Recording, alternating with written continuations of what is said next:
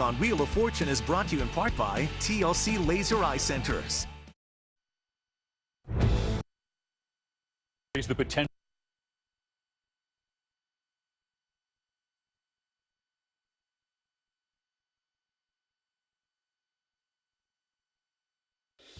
This is ABC World News Tonight with David Muir.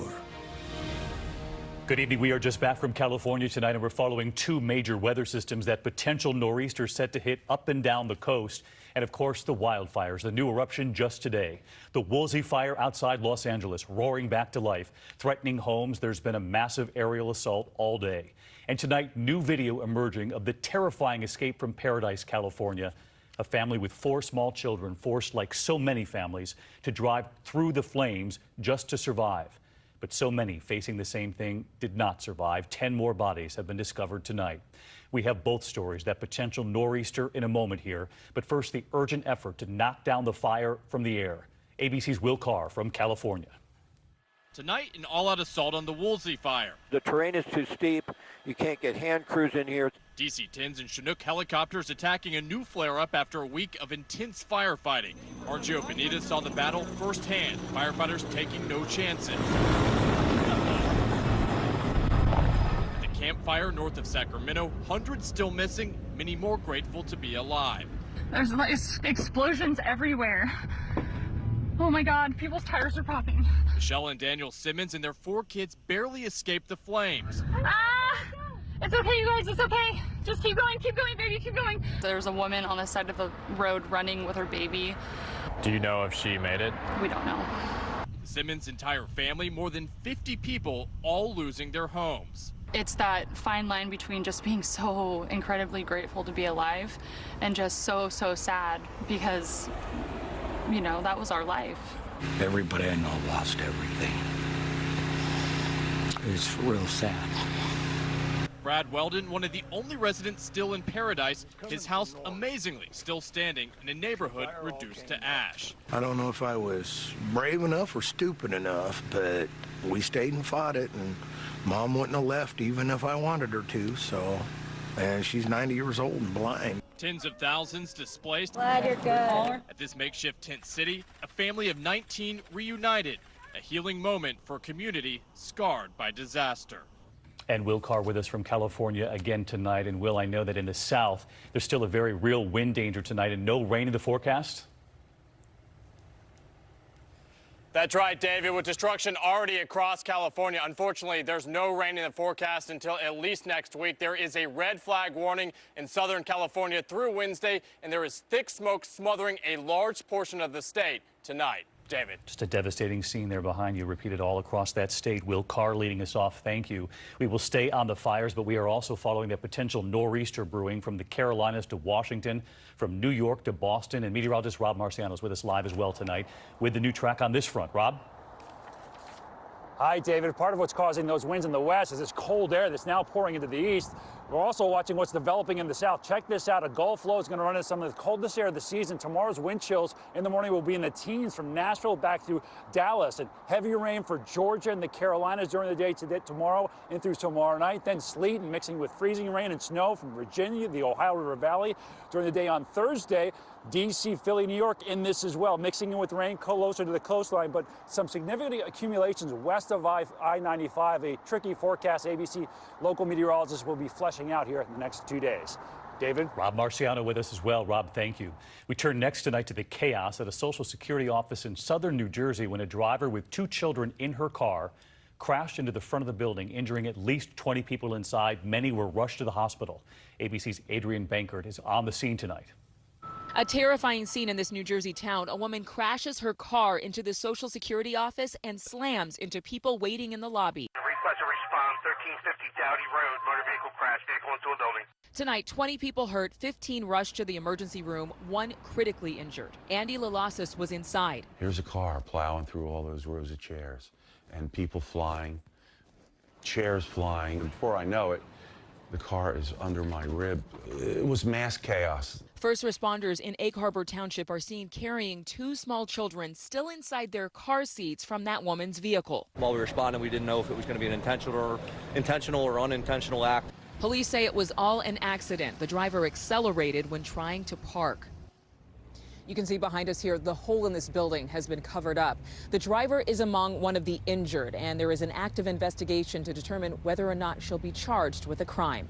David? Adrian, thank you. We're going to turn next to a highly unusual move tonight. First Lady Melania Trump going public, saying a top White House official does not deserve to be working in the White House. ABC's chief White House correspondent Jonathan Karl tonight.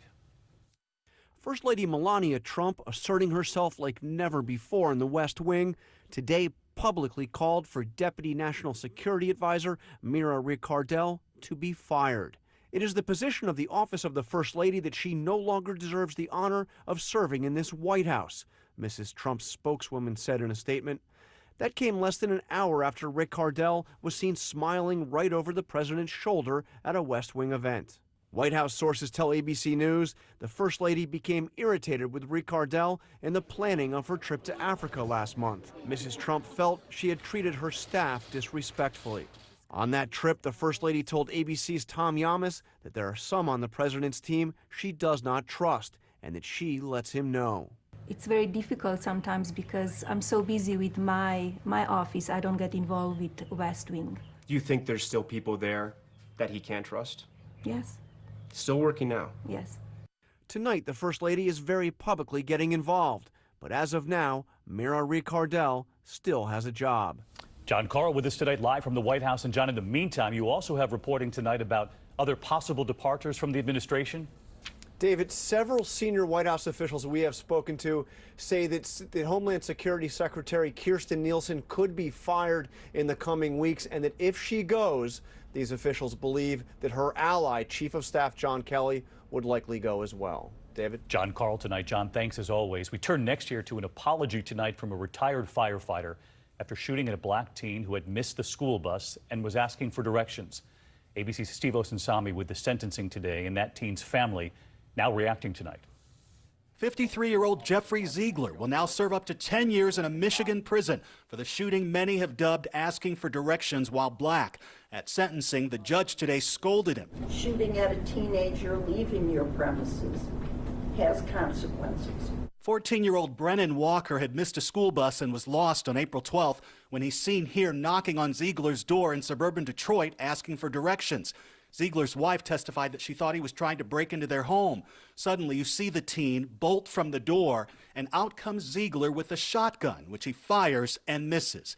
In court, he apologized. I am full of remorse and regret. But the boy's parents are not accepting. It's not fair for people to dislike us about something that we can't control.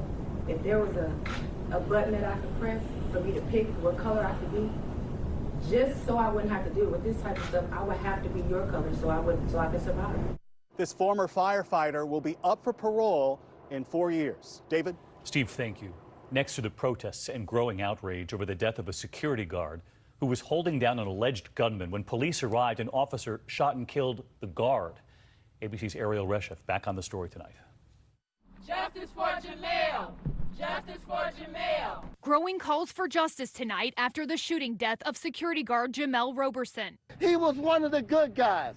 Had it not been for Jamel Roberson, there would have been absolute carnage. The family of the 26-year-old filing a lawsuit against the officer who gunned him down and the village of Midlothian, Illinois. Shots fired in the parking lot. Witnesses say Roberson, an armed bouncer at a bar, had pinned down a shooting suspect until officers arrived. That's when one of them opened fire, killing Roberson. Police officer just saw a black man. I believe it was indeed white. He'll be alive. Tonight, that officer is on administrative leave. Roberson, a musician at local churches, was a new dad who hoped to one day be a police officer. And David, while the incident is still under investigation, the police department says they are devastated, calling Roberson a great man who was doing his best to stop an active shooter. David? Ariel Reshef tonight. Ariel, thank you. And from Brooklyn tonight, the trial of the notorious Mexican drug lord Juan Guzman El Chapo began amid extraordinary security today. El Chapo faces charges for murder, torture, and drug trafficking here in the U.S. Security is so high partly because of his history of prison escapes. Marshals are escorting jurors to and from the court, and 2 of those jurors asked to be excused today. The trial is expected to last for 4 months. Next tonight to the new Monica Lewinsky interview, the scandal that could have ended the Clinton presidency. Tonight, what she now says she would say to Hillary Clinton if she saw her today. Here's ABC's Lindsay Davis. It was the affair that could have brought down a presidency. I kind of looked into the open doorway and Bill happened to be standing there and he motioned me in. I don't think my heart had ever beat as fast. Unbeknownst to me, I was on the precipice of the rabbit hole. Monica Lewinsky, now 45, says even though reliving the ordeal for a new A&E docuseries is traumatic, it's important if it helps another young person make better decisions. I felt terrible. I was scared and I was mortified and afraid of what this was going to do to my family. And, you know, I still was in love with Bill at the time. And in a new Vanity Fair article tonight, Lewinsky talks about remorse and sympathy for Hillary Clinton, saying if she were to see Hillary Clinton in person today, she would tell her directly how very sorry I am. When it comes to Bill Clinton, she says she's disappointed. This is what he said just months ago when asked, does he owe Lewinsky an apology? No, I do. I do not. I've never talked to her. But I did say publicly on more than one occasion that I was sorry. Lewinsky says it is her belief that Bill Clinton should want to apologize. I'm less disappointed by him and more disappointed for him. He would be a better man for it, and we, in turn, a better society. And Lindsay Davis with us here in the studio tonight. And we know that Monica Lewinsky also says that this documentary forced her to acknowledge some of the things that she still regrets. And she says that one of the things that she regrets is that she became that woman. And she says that part of what motivated her to do this docu-series was grief. Quote, grief for the pain I caused others, grief for the broken young woman I had been before and during my time in D.C., David. All right, Lindsay Davis with us here tonight. Lindsay, thank you. Next year, Amazon's big reveal. After all of the hype, dozens of cities across the country applying, hoping they would be chosen. Well, they chose New York City and the D.C. area, and tonight not everyone is happy. Here's ABC's chief business correspondent, Rebecca Jarvis now. Tonight, the winners of that great Amazon bake-off. Following a year-long search, 238 communities. The retail giant announcing not one, but two cities, New York and Arlington, Virginia, the new homes of HQ2. The company investing a total of $5 billion, pledging to bring 25,000 jobs to each location. We needed to go to a place that had access to existing talent. In exchange for those jobs, Amazon, one of the most valuable companies in the world, also positioned to see a windfall in tax incentives and other subsidies worth an estimated $2.7 billion. With the winners being New York and the D.C. area, today I asked Amazon, was it really necessary to hold this sweepstakes across the country? We deliberated a lot. It wasn't until recently that we settled on the idea of splitting the headquarters. David, I also pressed Amazon on what they plan to do with all that valuable data they collected on communities across the country, and they say they plan to use it to make decisions about future investments. David? Rebecca Jarvis with us. Rebecca, thank you. There are new numbers tonight from the FBI showing a rise in the number of hate crimes here in the U.S. The agency reporting more than 7,000 incidents in 2017, up from 6,000 in 2016. That's an increase of 17%. The Justice Department tonight calling those numbers a, quote, call to action. Now to the ABC News exclusive, former First Lady Michelle Obama with our Robin Roberts. Robin, this morning asking about 2020 and new headlines involving Hillary Clinton. Mrs. Obama launching her book tour for her memoir, Becoming. Robin asking about 2020 and would Michelle Obama ever run? She gave a familiar answer. 2020, the next election. 2020, I'm looking at you. No.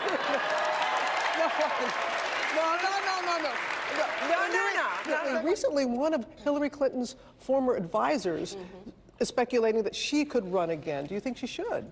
I think at this point, everybody's qualified and everybody should run.